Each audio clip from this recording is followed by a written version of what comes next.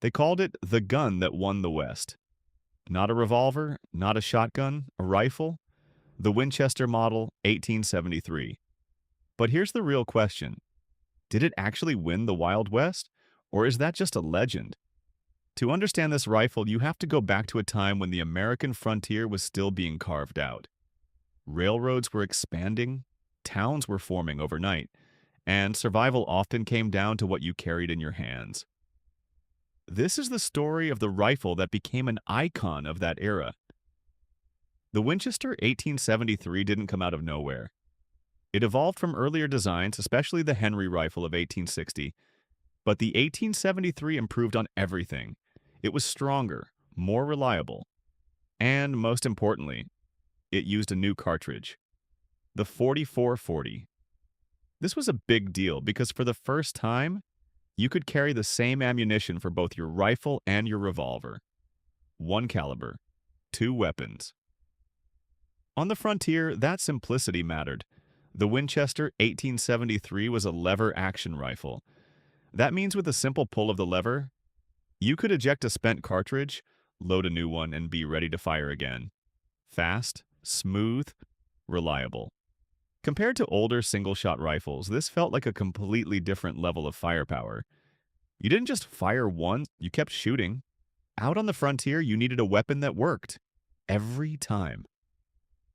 The 1873 delivered. It was lightweight enough to carry on horseback, strong enough for daily use, and fast enough in dangerous situations. Settlers used it. Lawmen carried it. Outlaws relied on it. It became part of everyday life in the West. Not because it was flashy, but because it worked. But here's something most people don't realize. The Winchester 1873 wasn't the main military rifle.